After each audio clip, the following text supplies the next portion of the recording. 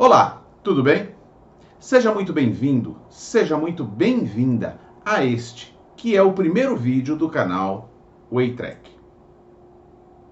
Eu sou Ronaldo Fernandes, profissional de comércio exterior com mais de 23 anos de experiência e criador do canal Waytrack.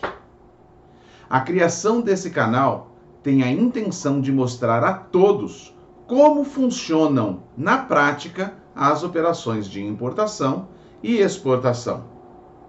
Mas como isso será feito? Bem, eu passarei a vocês, ao longo das próximas semanas, os conhecimentos básicos da área, para que você possa estabelecer uma linha de raciocínio própria nas situações que encontrar no dia a dia. Eu vou abrir a caixa preta do comércio exterior para todos vocês. Eu tenho certeza de que esses vídeos transformarão o seu futuro no ramo, ainda mais nessa época em que a maioria de nós estamos trabalhando remotamente. Aí você me pergunta, para quem esse conteúdo é direcionado? Bom, ele é direcionado para você que é iniciante no comércio exterior e quer se nivelar aos experts no ramo. É para você que já está no ramo, mas que às vezes sente que precisa de mais conhecimento para tomar melhores decisões no dia a dia. É para você que não consegue pensar direito em situações de estresse. Ele é também para você que não entende quando deve cobrar e quando não deve cobrar algum ponto em algum processo. E é para você que tem dúvidas desde o básico no ramo até os temas mais desafiadores, como performance, o que os líderes procuram no profissional de comércio exterior hoje em dia, quais pontos chaves para alavancar a sua carreira, como pensar estrategicamente. Mas eu tenho que te informar uma coisa. Se você espera um conteúdo de como fazer, não é isso que você vai encontrar aqui no canal Waytrack. Eu não vou te mostrar como fazer um conhecimento de embarque, ou como registrar uma declaração de importação, ou qualquer outro documento. O que eu vou lhe mostrar aqui no canal Waytrack passa pelas principais fases de um processo. Quais documentos são pertinentes a cada fase e como é a dinâmica diária para que você possa decidir como seguir em frente em caso de ter algum ponto de bloqueio no seu processo. Eu vou te explicar todo o beabá do comércio exterior. Isto é, eu vou te mostrar tudo o que você precisa saber para ter conhecimento e ter sucesso em sua carreira. Eu vou passar para você o conhecimento adquirido a duras penas durante esses 23 anos de vivência que eu tenho no comércio exterior. Como esse é o primeiro vídeo do canal Waytrack, eu vou tirar alguns minutinhos aqui para contar um pouco da minha história profissional para vocês. Bem, eu iniciei a minha graduação em 1993 e me formei em administração de empresas com ênfase em comércio exterior em 1997. Muito tempo, né? Mas nesse mesmo ano, 1997, eu tive uma oportunidade em um grande agente de cargas americano. Vindo da universidade sem nenhuma experiência, eu tive que aprender tudo na marra. Eu lembro do meu primeiro dia de serviço. Me colocaram do lado de uma funcionária mais experiente para que eu pudesse começar a entender como as coisas funcionavam. Foi ali que eu entendi o que era um conhecimento de embarque aéreo, um conhecimento de embarque marítimo, uma invoice, um packing list e a dinâmica de uma operação. Mas esse entendimento não foi de primeira, não. Vocês podem imaginar. Ainda bem que o diretor da empresa e meus colegas de trabalho eram muito pacientes. e estavam dispostos a me ensinar.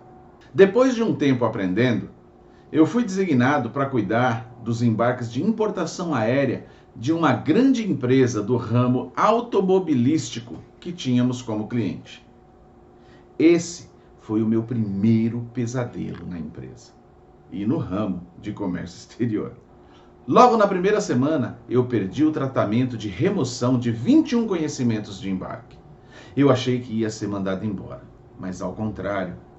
Meu chefe sentou do meu lado e entre uma ligação e outra do nosso cliente, ele me explicou novamente o passo a passo e a importância de cada ação para que as remoções dos clientes, quando instruídas, acontecessem sem problemas.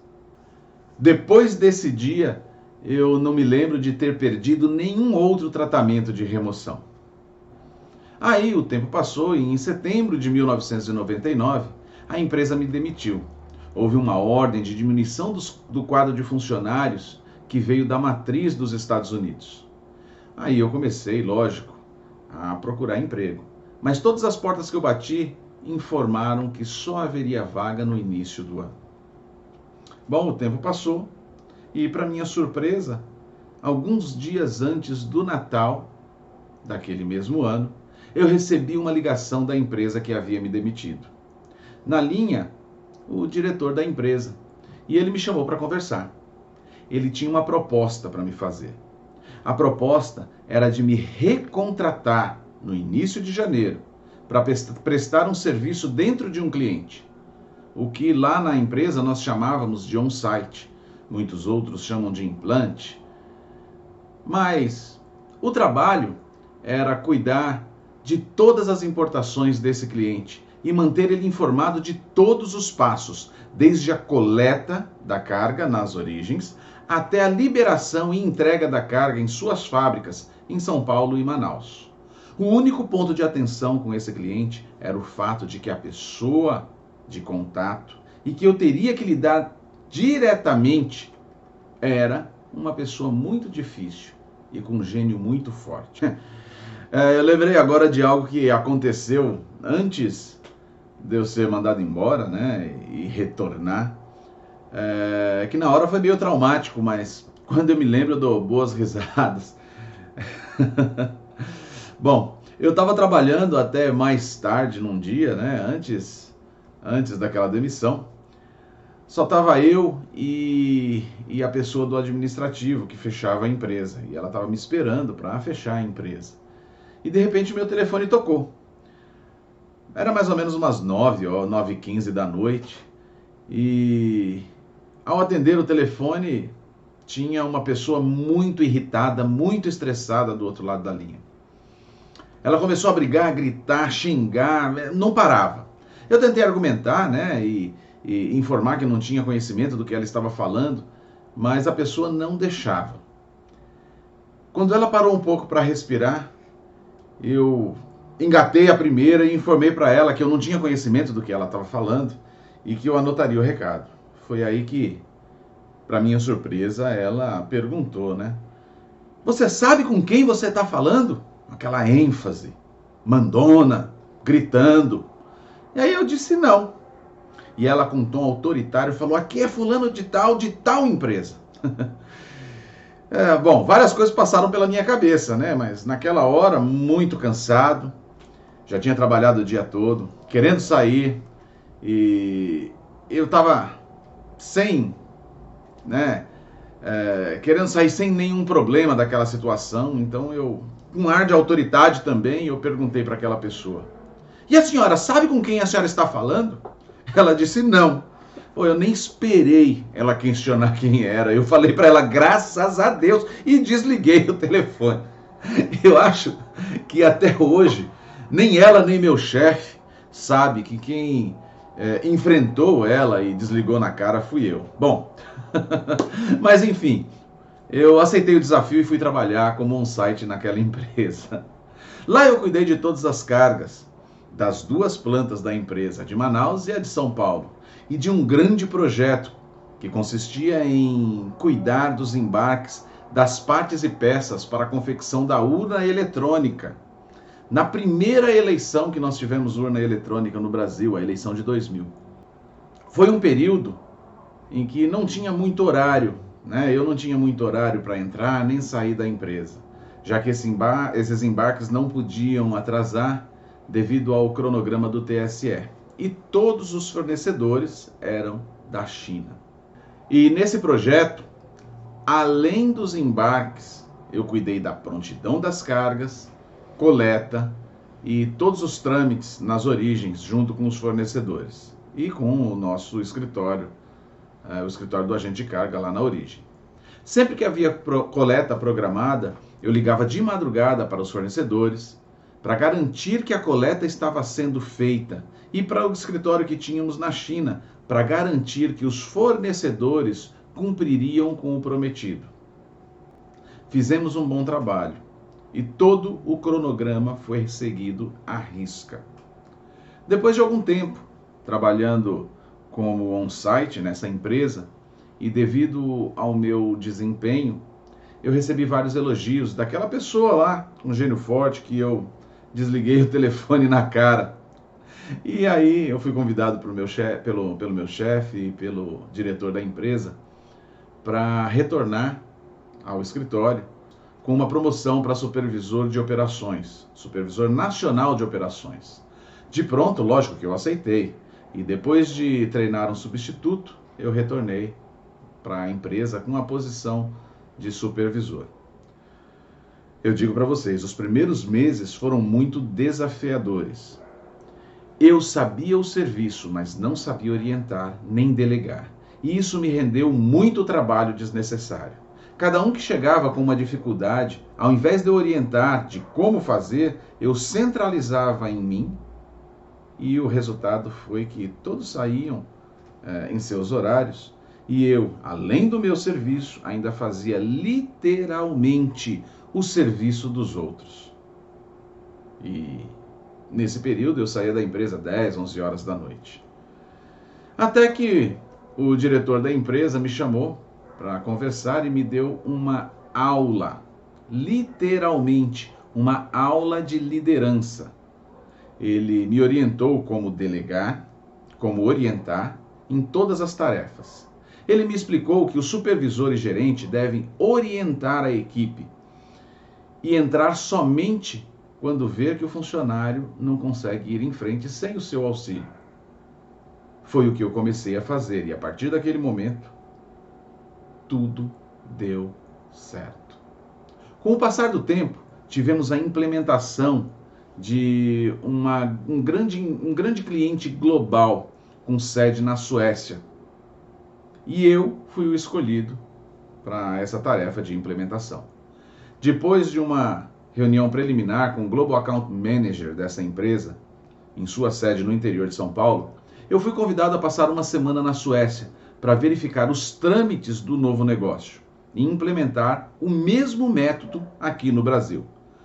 Essa implementação foi tão forte e tão detalhada em seus procedimentos que depois de implementada, tínhamos a possibilidade de trocar qualquer funcionário que trabalhasse na Suécia, Estados Unidos ou qualquer outra parte do mundo por um funcionário brasileiro, já que até a disposição da mesa, das pastas e dos e-mails eram as mesmas. Eu fui promovido a Key Account Manager e passei a cuidar tanto da parte operacional quanto da parte comercial para esse cliente. Com o sucesso dessa transição do negócio para o Brasil, eu montei uma célula de contas globais. Implementei uma empresa de brinquedos, que tem sede na Dinamarca, e embarca de Houston, Texas. Implementei também os embarques de ações humanitárias que o governo brasileiro faz para nações menos favorecidas, com a supervisão da ONU.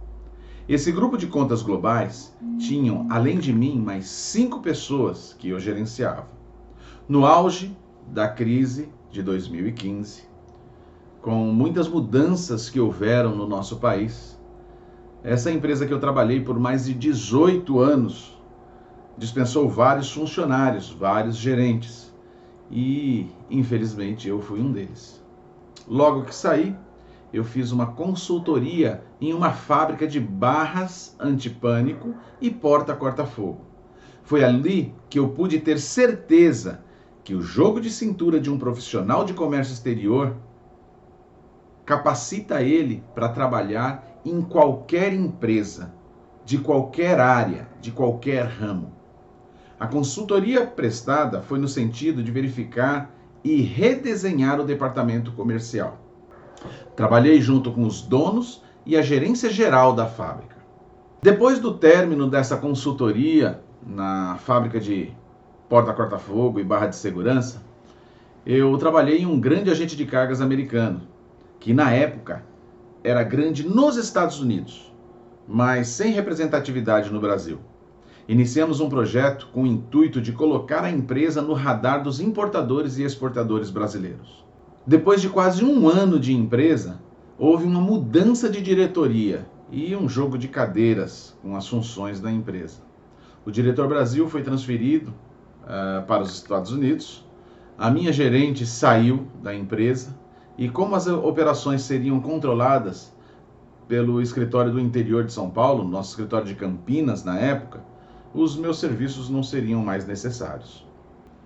Alguns dias antes disso tudo acontecer, o dono da fábrica, que eu havia prestado consultoria um ano antes, me ligou e questionou se eu tinha interesse em retornar para a fábrica e assumir a gestão do departamento comercial, que eu havia ajudado a redesenhar.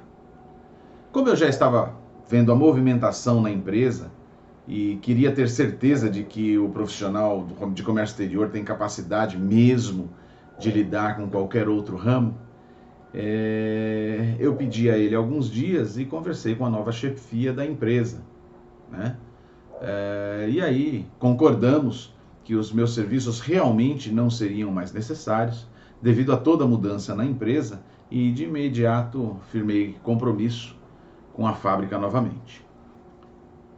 No início, até que eu pudesse aprender como eram fabricados os produtos e o tempo que cada um levava para ser fabricado, eu confesso que eu pastei um pouco.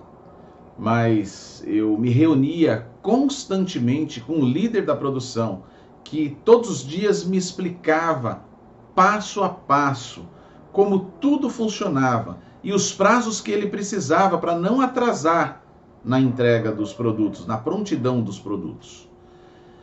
Vou falar para vocês, quando eu iniciei na fábrica, nós tínhamos uma lista de atraso de 80% do material vendido, devido à falta de capacidade de produção. E com o passar do tempo, esse índice de atraso caiu para uma média de 5%, uma média suportável. A única coisa que eu mudei foi explicar aos vendedores quais as nossas capacidades de produção e não deixava ninguém vender além daquela capacidade, sem consultar o PCP e a produção. Às vezes, nós conseguíamos produzir, mas não tínhamos a matéria-prima para fazer a produção. Devido a toda essa experiência, com orientação, implementação e padronização, depois de um ano como líder comercial da fábrica, eu fui convidado por um dos maiores despachantes do Brasil, que além de despachante, também é agente de cargas. E eu fui convidado para abrir o departamento de qualidade, a fim de padronizar as operações e garantir a excelência nos serviços e no trato com os clientes. Como eu já estava querendo voltar mesmo para a área de comércio exterior, eu falei com o dono da fábrica, treinei uma pessoa para ficar no meu lugar e aceitei o desafio. Vocês podem imaginar quantos profissionais eu já treinei durante toda essa trajetória. E eu posso falar que um padrão da maioria dos profissionais que passaram por mim é de que eles chegam na empresa da mesma forma que eu cheguei, no meu primeiro dia de trabalho, sem saber nem o básico. Além desses aprendizes que queriam evoluir, encontrei alguns líderes que não tinham a mínima paciência para ensinar. Parecia até que eles nunca foram iniciantes e que nunca tiveram nenhuma dificuldade em sua carreira, ou mesmo no início das suas carreiras. Depois de muitas pessoas que trabalharam e trabalham comigo falarem que eu explico bem tanto o básico quanto o mais complexo do ramo, e incentivado por elas, foi que eu resolvi criar este canal, a fim de tentar passar o conhecimento que eu adquiri no comércio exterior ao longo de todos esses anos aos que estão chegando no ramo ou que eventualmente estejam trabalhando, mas sentem que precisam de algo mais.